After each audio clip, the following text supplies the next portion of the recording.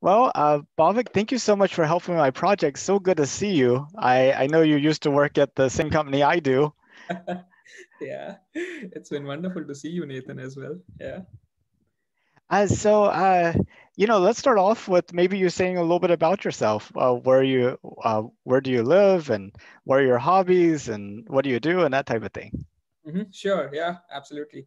So, yeah, I'm currently based in Atlanta, Georgia, and working in a startup as an integration engineer slash consultant. And yeah, I like to play music. I play ukulele. I play a bit of guitar here and there. And apart from that, I'm a big sport fan, so a big cricket fan, to be honest. Yeah.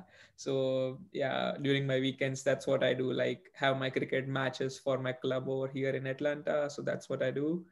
And yeah, since you told me about this, have been reading a little bit here and there about this project. But yeah, I'm not a person who knows a lot about this. Yeah, but excited to learn and know more about this.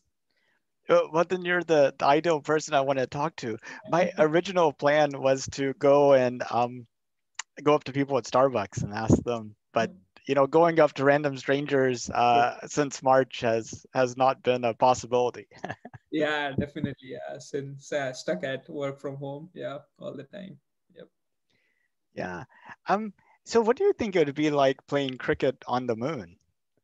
Wow, that's that's gonna be exciting. That's gonna be amazing. Yeah, definitely. I would want to try that. I'm not sure how it will be, but because of the gravity and all that stuff. But definitely, I would be the one to try that out. Yeah, it's kind of funny. If you look at the videos of the 12 people that walked on the moon before, Uh-huh. the moon's gravity does not keep you in place the same way that the Earth's gravity does. Yep. Yep. And so I could just see, a batsman up there trying to bat, and the ball goes, but he also starts to spin because Yeah, I don't know. Yeah, it would definitely be amazing. Yeah, as to how it turns out to be. Definitely won't be a proper cricket thing, but yeah, definitely worth having a try or giving it a try for just for fun. Yeah. hey, I can see like a bowler, whenever he goes to throw down the ball, he actually Right. flies up into the air. True. True. It Yep. can be it'd be quite funny. Yep. So before I reached out to you to see if you would be able to talk about this, did you know that we were planning to go to the moon in 2024? No, I had no idea about this. It's when you reached out to me, you shared that link with me, and that's when I went through that. I was like, "Wow, this sounds exciting. This is super amazing. Like humans on moon." Yeah, that is super exciting. And then at that time itself, I read a couple of articles here and there. That's it. That's all I know about about this project. But yeah, it's when you told me about this, we had a chat, and that's when I knew about this project. Yeah. Well, would you believe that most of the non-space people I've talked to, Uh-huh. since March, I've had to set up interviews with just anybody that would be willing to talk to me, Uh-huh. which I know a lot of people in the space community, so they were willing to do that. But all the non-space people that I've Mhm. talked to, I would say 90% of them didn't know we were going to the moon. So they were just like you. Yeah. That's what I mean. I read a couple of articles during that time. I guess it was on NASA's website, and it said that yeah, the president has asked them to. I mean, he is quite excited about this project, and the they want the necessary help from other private companies here and there to help them make this yeah mission accomplish. Yeah, and yeah, they are trying their best to do this. Yeah, I do not have any update after that. That's the last thing that I read at that time. Yeah, a lot of people are excited about it, Yeah. and there's a lot of activity going on around it. Uh-huh. Almost nobody believes it actually happened in 2024 because of the way schedules slip and stuff, but Yeah. I still have my fingers crossed. Yeah, it's just like 3 years, right? Like we are almost in 2021, and it's like just a couple of years here and there, and then then I mean, if this is going to be true, that's going to be super awesome. Yeah. Um, but NASA has been doing a lot in social media. Mhm. The president even mentioned it in the State of the Union address. Mhm. There are some articles here and there about it, but what do you think NASA should be doing in order to get the word out to a broader set of people? Maybe I mean, maybe promoting here and there on maybe social media websites, because nowadays everybody is super active on social media. Yeah. And I, to be honest, I haven't read that about this project on social media as of now. It's when you told me, that's when I started researching about it, or looking at their website and all their different Facebook pages and stuff. So maybe a little bit of promotion here and there, that would have more interest from the people. But it also depends on, I mean, this is one of the questions that I wanted to ask you. Like, what is their aim of doing this? Is it thinking about long term, like having a lot of like humans on the moon, like in the near future, after some time, after many years? Or is it just for research purpose? Or is it just because they want to have some research, they want to do some stuff? I mean, depending on their aim of what's the aim, maybe they can move forward from there. Yeah, so there's lots of different reasons why they want to go. Mm-hmm. One is to find out more about the moon, Mm-hmm. and by finding out more about the moon, find out more about the Earth. Mm-hmm. Um, Asteroids and meteorites have been hitting the Earth for billions of years, or Yep. hundreds of millions of years. Mm-hmm. And most of those meteors land in the ocean because the ocean takes Yep. up most of the Earth. The ones that land on land, Mm-hmm.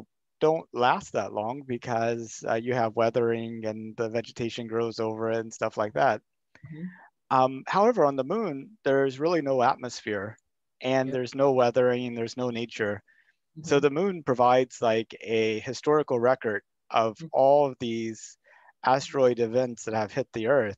Mm-hmm. So we can actually find out, 1,000 years ago, was the moon bombarded by a lot of asteroids? And Mm-hmm. by extension, since the moon and the Earth are traveling together in the same volume of space, that would Mm-hmm. mean the Earth was. Mm-hmm. And then does that mean, like, if you see a pattern in the bombardment, Mm-hmm. then that may mean there's a whole bunch of stuff in a particular orbit around the sun and Yep. help predict such things in the future. Yep. Yep. Um, the second thing is the moon provides a good record of like the sun's activity Yep. and the radiation environment and things like that. Mm-hmm. The moon also is a strategic resource. It's close to Earth. Mm-hmm. It's always within 2 or 3 days journey of the Earth. Mm-hmm. There are lots of minerals on the moon. Mm-hmm. You might be able to build solar panels and other structures. We've found that there's ice on the moon. There's some craters Mm-hmm. where it's always shadowed, and over billions of years, water molecules have fallen into these craters from comets bombarding the moon, and they've collected. And there's like, maybe millions of gallons of water ice, Mm-hmm. and water weighs like 11 pounds per gallon. Mm-hmm.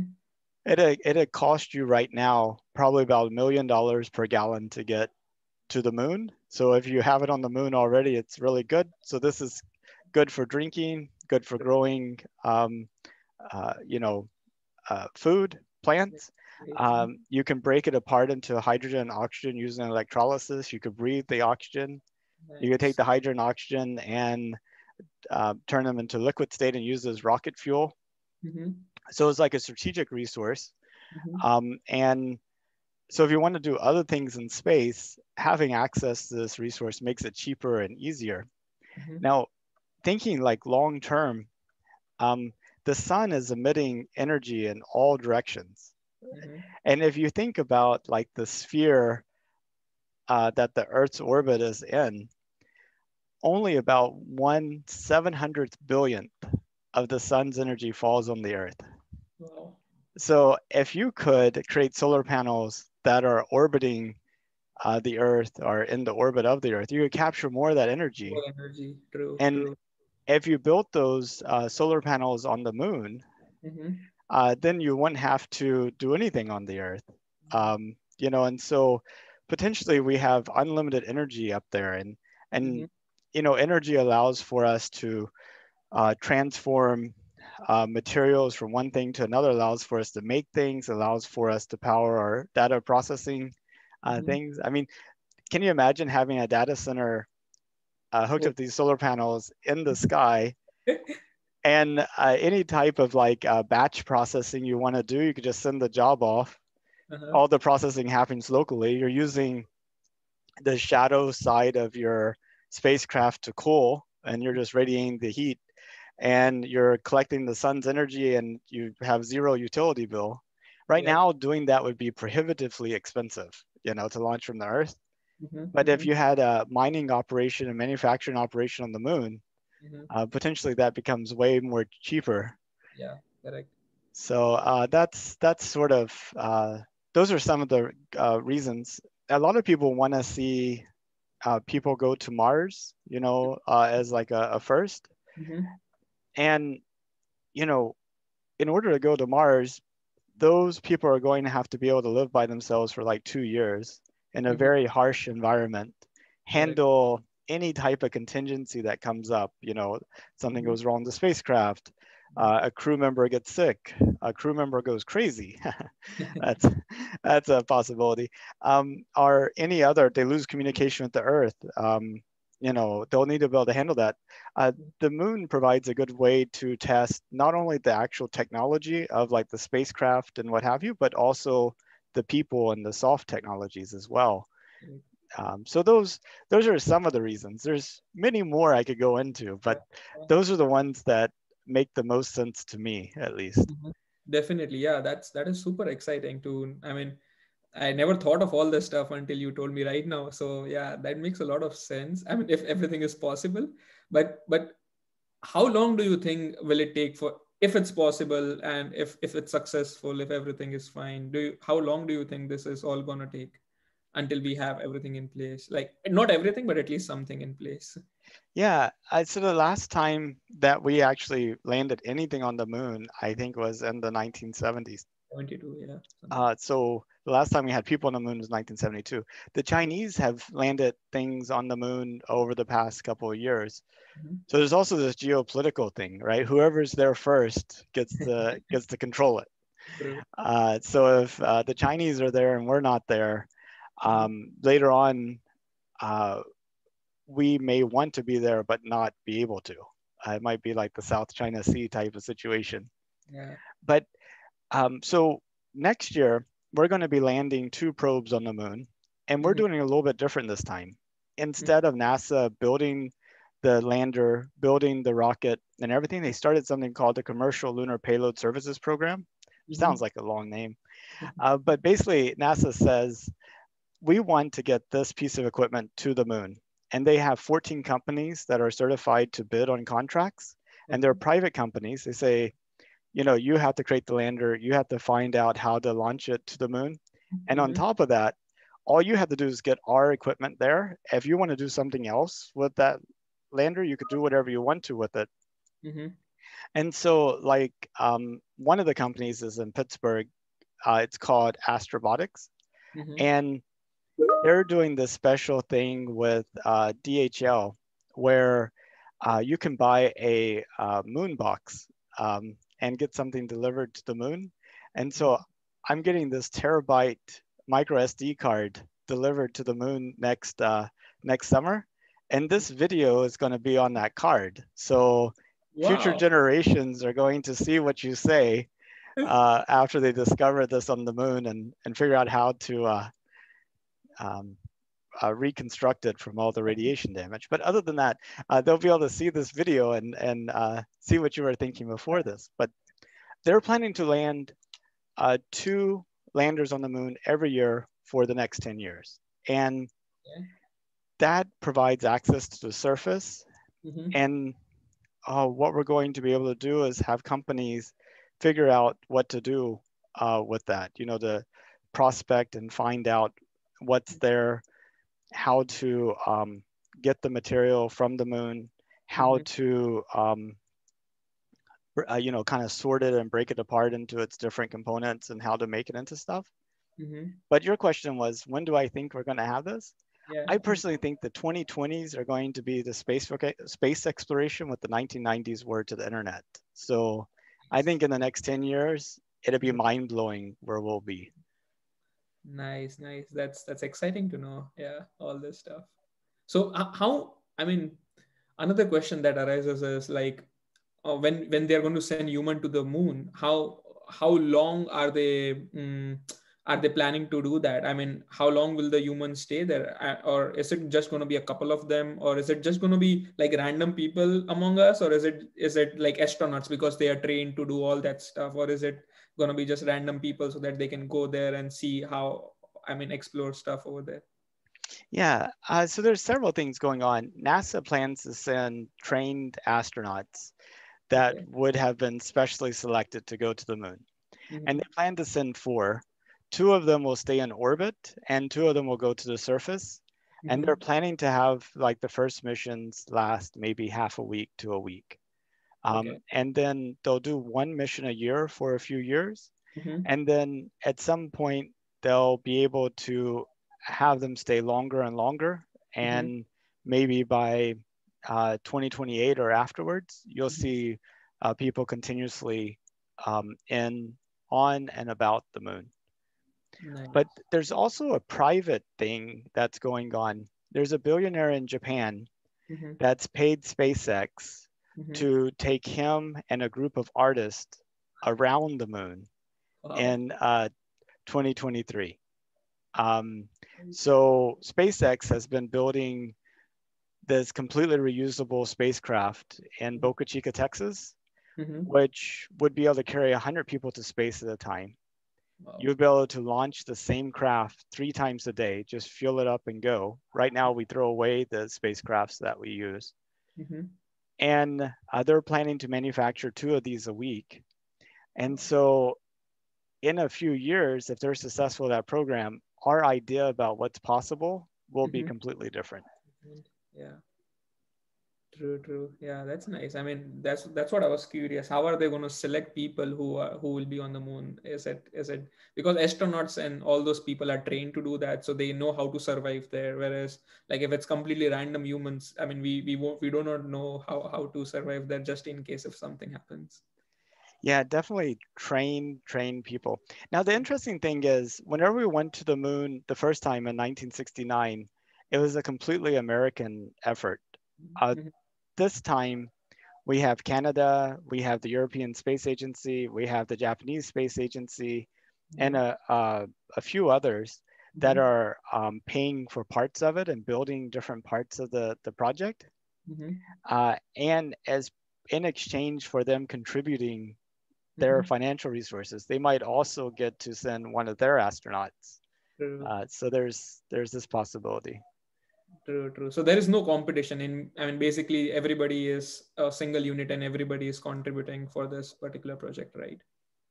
Well, I mean, I think there's about 6 or 7 different countries that have signed up. Of course, NASA would like to get more. The more countries that participate, the Better it is for the them. more you can spread around the cost. Yep, yep, true. So, Yep, yep. but what do you think about us returning to the moon? Good idea, bad idea?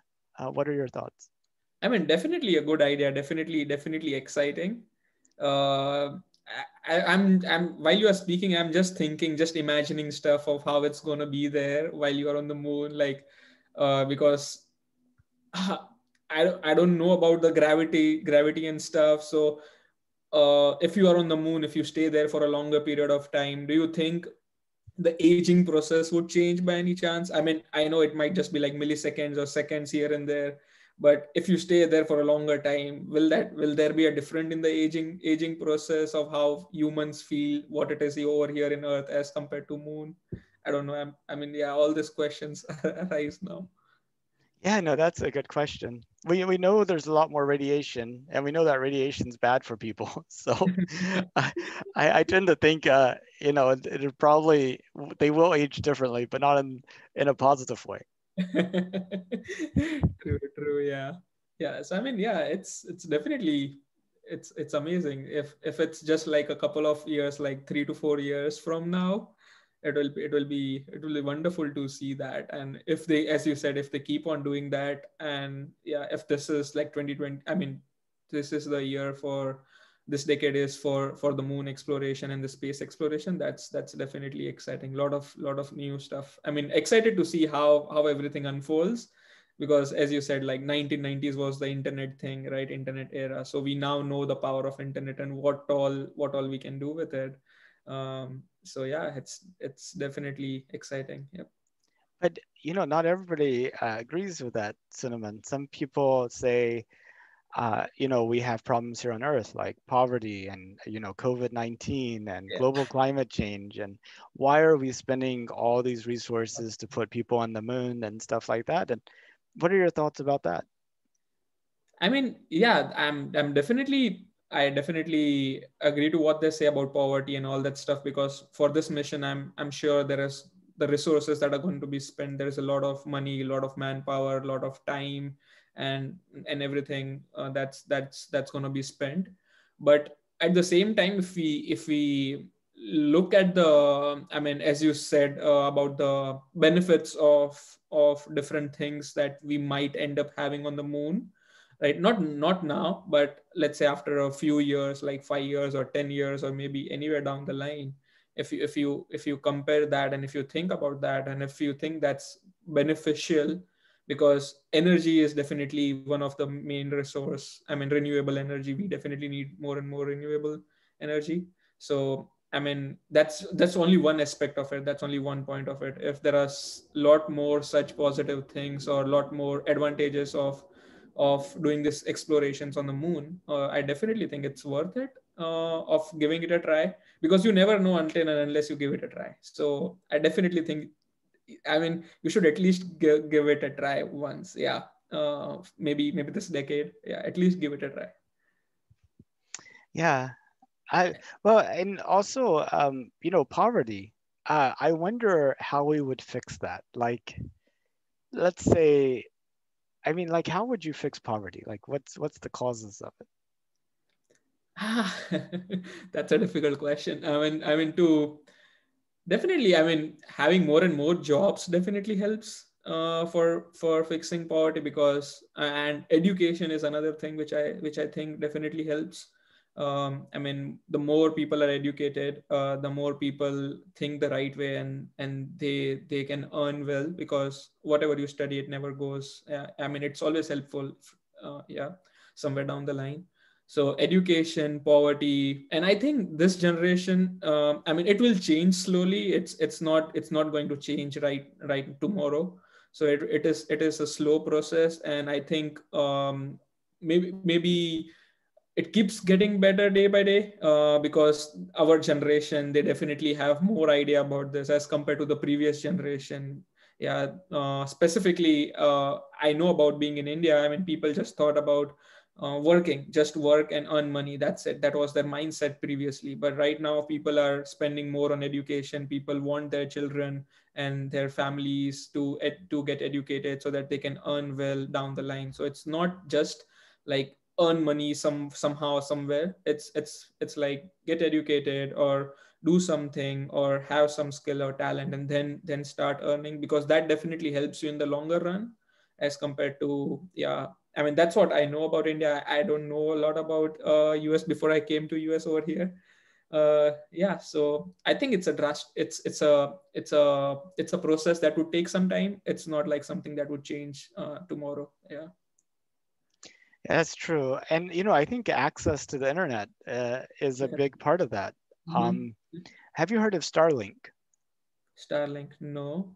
Uh, What? so SpaceX is in the process of launching thousands of satellites in low Earth orbit that Uh-huh. will be able to provide high speed, low latency internet around the world. And they're Nice. just starting some beta programs in Uh-huh. the northern United States. Uh-huh. So for about $500, you get a dish, Mm-hmm.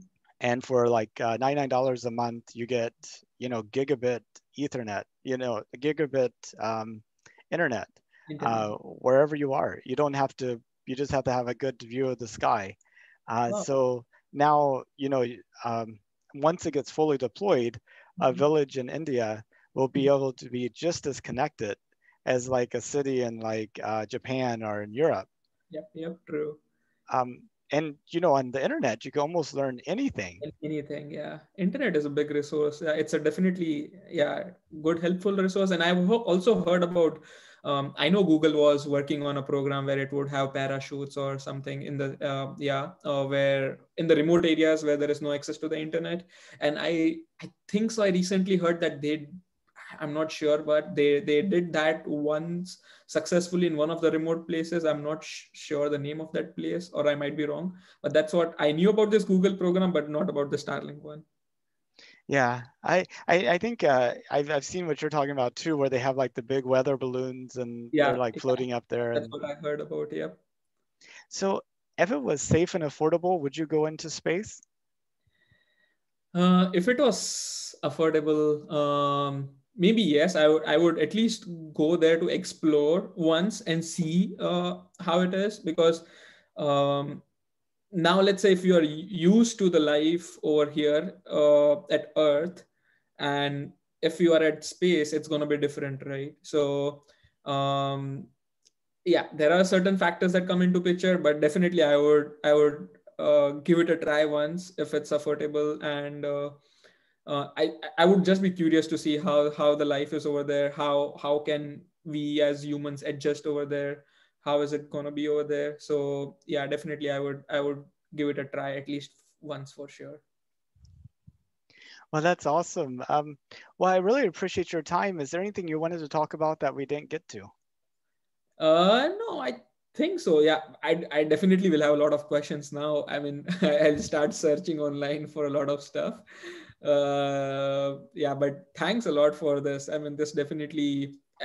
I mean, whenever, as soon as you send that link to me, since then it's just a lot of questions. Sometimes, I mean, not now, maybe not now, but maybe sometime later, it might come across my mind, thinking, "Oh, how is this possible?" Or how can we, I mean, how is this possible on the moon or in the space or something? Yeah. So thanks a lot for putting this thing into my mind. So now I can start thinking about this. Well, awesome. And feel free to reach out with any questions or comments or observations. I'd like to stay in touch.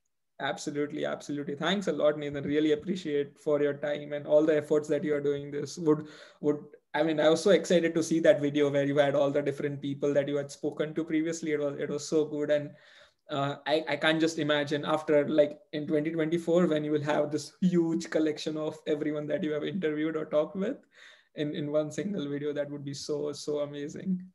I was thinking I should have a party and invite all of them together. On the moon. Well, maybe we meet up here on Earth first. Yeah, maybe on Earth first. Absolutely. You have a good rest of your day. All right. Thanks, Nathan. Thanks a lot for this. I really appreciate it. Thank you. Bye bye. Bye bye.